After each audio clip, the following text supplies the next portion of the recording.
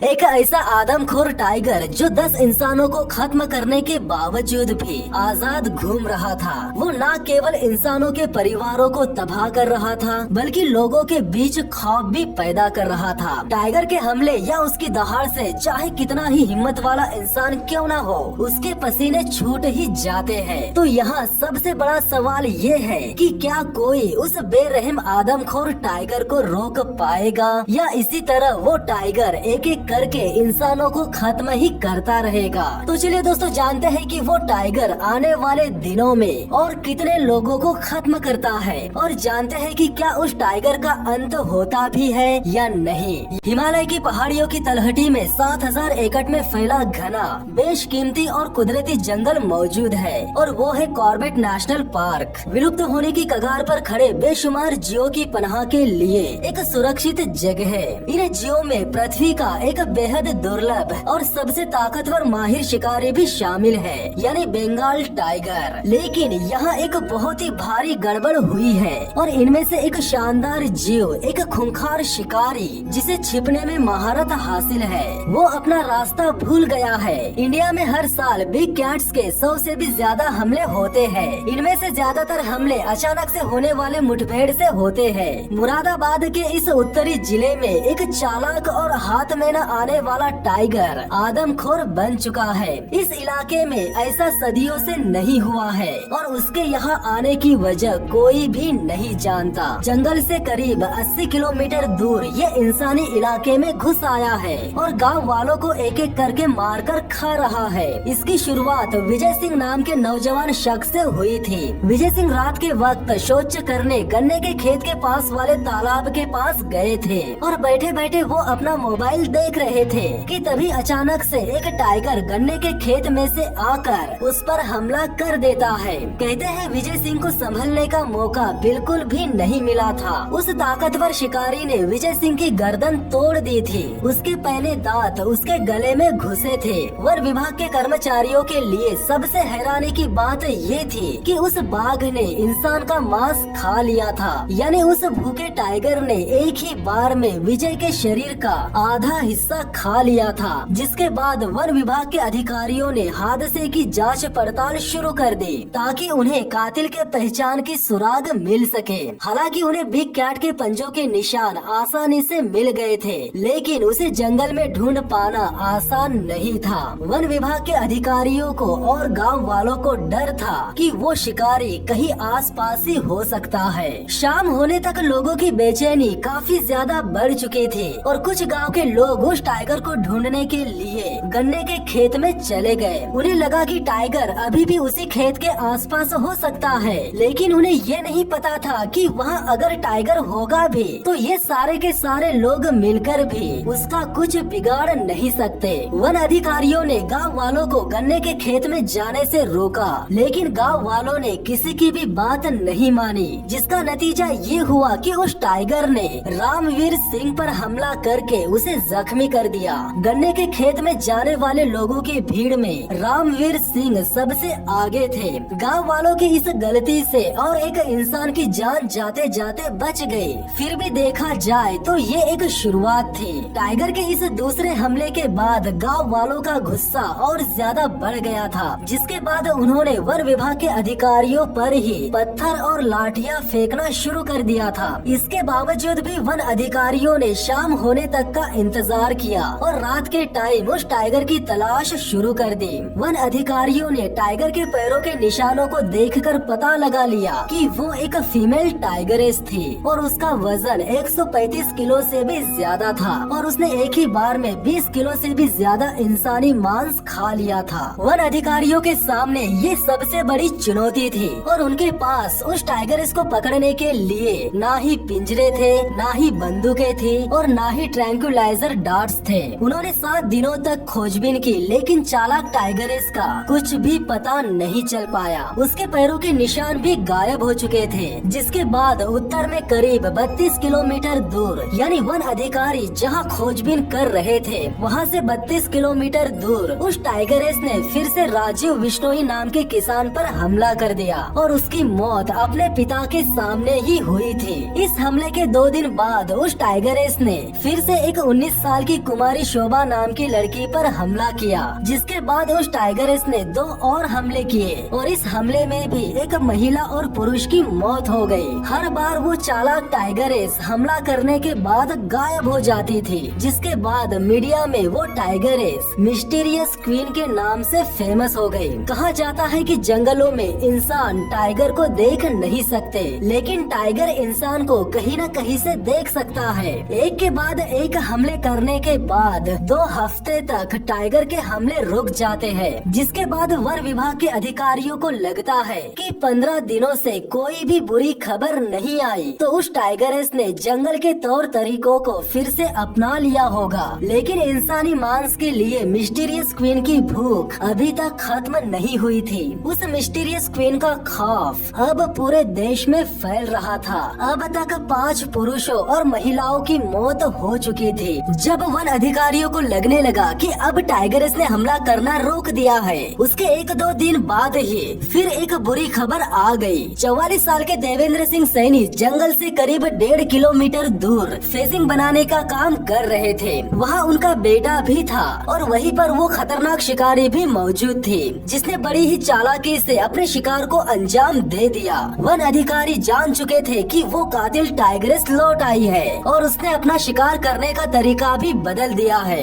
यानी अब वो टाइगरेस जंगल के किनारों पर मौजूद खेतों में काम करने वाले लोगों का शिकार करने लगी थी। उसने देवेंद्र सिंह सैनी के साथ ऐसा ही किया था। उसने देवेंद्र का शिकार करके उसे जंगल में घसीट कर ले गई और उसकी बॉडी का कुछ हिस्सा भी खा लिया। टाइगरेस के छठे शिकार देवेंद्र सिंह सैनी की मौत ने हालात पूरी तरह से बदल दिए थे। वन विभाग के अधिकारियों की जांच पर लोग सवाल उठाने लगे थे। वे लोग सरकार पर कुछ ऐसा दबाव डाल रहे थे जिससे कातिल को जिंदा या मुर्दा पकड़ा जा सके, और आखिरकार वही हुआ। वन विभाग के अधिकारियों को यह परमिशन मिली कि उस बाघिन को मार दो या जिंदा पकड़ लो, और ये काम करने के लिए आशीष दास गुप्ता को चुना गया, जिसने अपनी टीम के साथ 30 आदमखोर जानवरों को मारा है। आशीष दास गुप्ता ने इस केस पर स्टडी करके उस टाइगरेस को चोपड़ा सौत और धौलकंड सौत कहे जाने वाले 2 इलाकों के बीच ढूंढने का निर्णय लिया। ये इलाका भारत के मशहूर tiger reserve Corbett national park के उत्तरी पश्चिमी हिस्से में एक गांव से करीब 3 किलोमीटर की दूरी पर है, और टाइगरेस किसी भी वक्त और एक हमला कर सकती है। लेकिन हंटर्स उस आदमखोर बाघिन की तलाश जोरों शोरों से कर रहे हैं, और उस बाघिन के पग मार्क से उन्हें एक अनोखी बात पता चलती है, जिससे उन्हें उस बाघिन को पहचानने और हमलों की वजह जानने में मदद मिल सकती है। दरअसल उस बाघिन के बाएं पैर का निशान थोड़ा पीछे रहता है, और वो निशान काफी हल्का भी रहता है,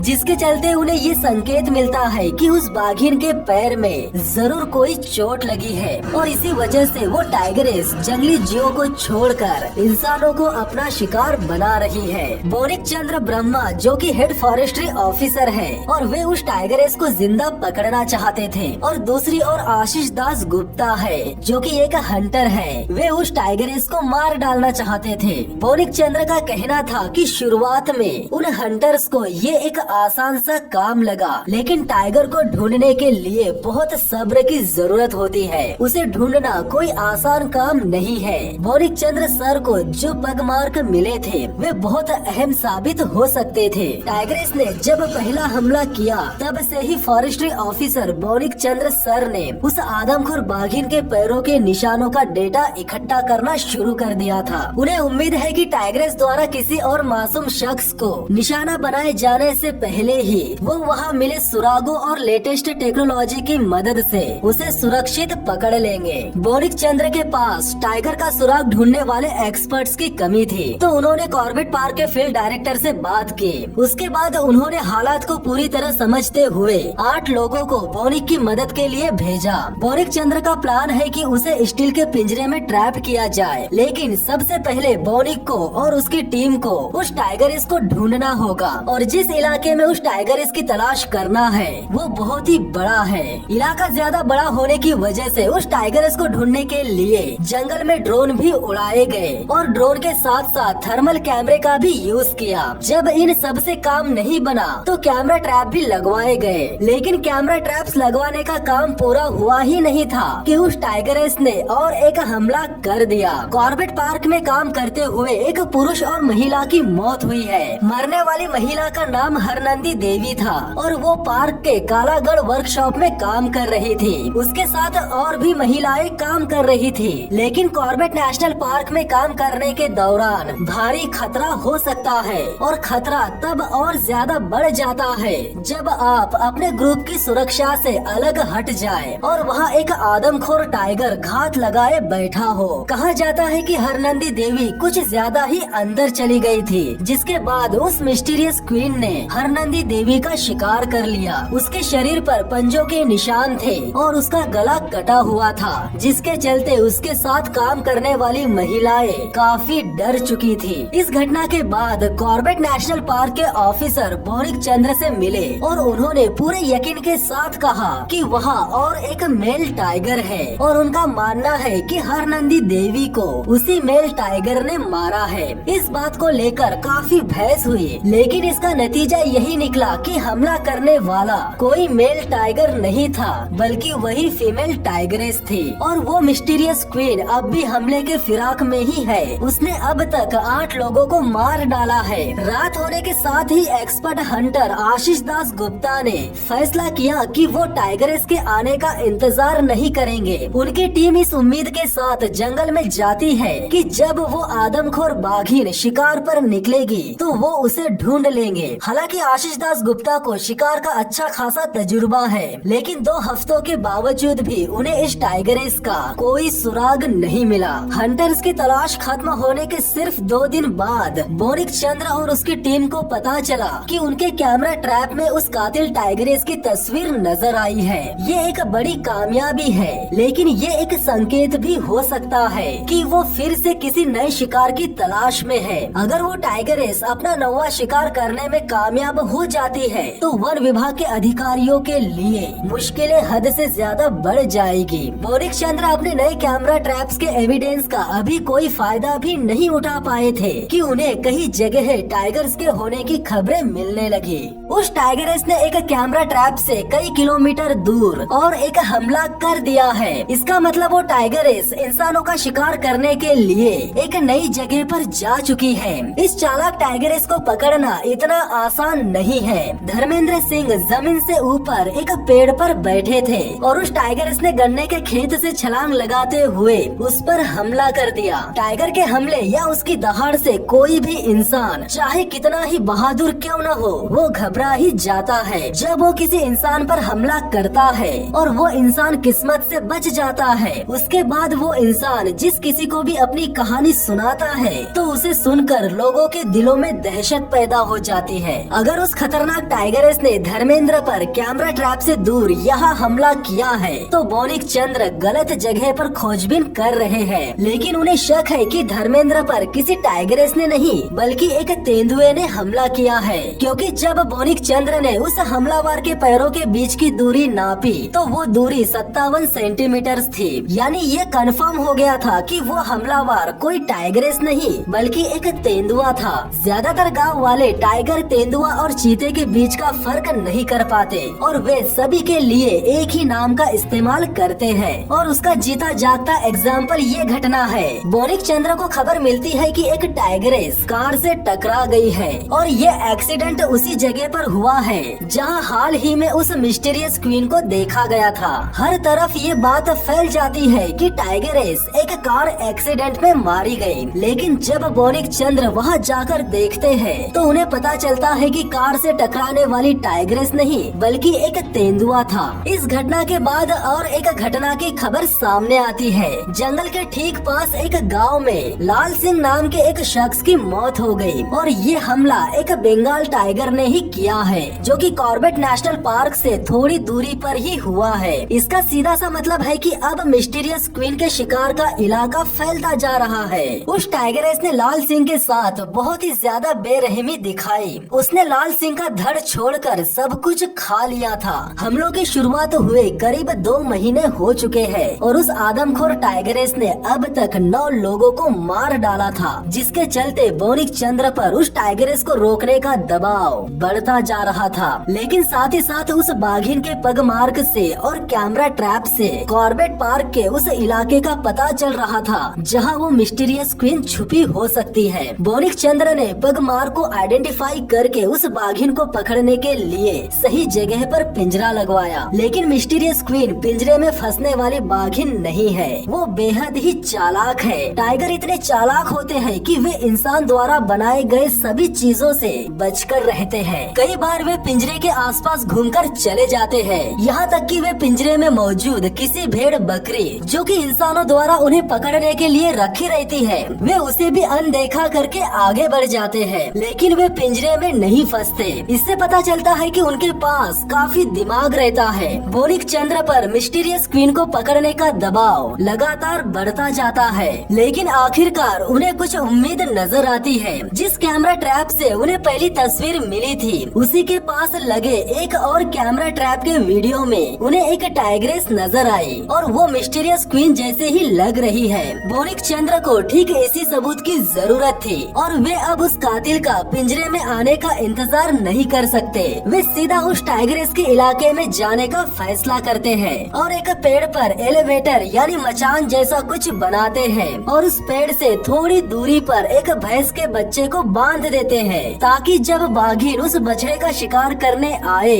तो मचान पर बैठा शूटर उस बाघिन को शूट कर सके। लेकिन इसमें उन्हें एक परेशानी नजर आती है, यानी उन्हें यहाँ एक ऐसा फैसला करना है जो उनकी कामयाबी पर असर डाल सकता है। यानी मचान पर बैठे शूटर को बाघिन को पकड़ने के लिए ट्रैंक्युलाइज डार्ट का इस्तेमाल करना चाहिए या फिर गोली चलाकर टाइग्रेस को मार देना चाहिए। ये फैसला करना उनके लिए बहुत ही मुश्किल काम है, क्योंकि उनके लिए इंसानों को बचाना जितना जरूरी है उतना ही जरूरी टाइगर्स को बचाना भी है। अगर ट्रैंक्युलाइज करने के दौरान कोई गलती होती है तब भी टाइग्रेस की जान जा सकती है और ट्रैंक्युलाइज डार्ट लगने पर टाइग्रेस भाग भी सकती है और भाग जाने के बाद वो मिलेगी या नहीं इसकी कोई गारंटी नहीं है। इसीलिए उसे ट्रैंक्युलाइज करने के बजाय सीधे गोली मारने का फैसला लिया गया, जिसके बाद शूटर उस टाइग्रेस को मारने के लिए मचान पर जाकर बैठ जाता है और उसके आने तक का इंतजार करते रहता है। इंतजार करते करते दिन से रात हो जाती है और रात से वापस दिन हो जाता है और साथ ही साथ ये भी साफ हो जाता है कि मिस्टीरियस क्वीन सामने नहीं आएगी। जंगल में खामोशी छा जाती है। क्या वो कहीं चली गई है या उसे कोई बेहतर जगह मिल चुकी है या वो अगले हमले का सही मौका देख रही है। और आखिरकार 3 महीने बाद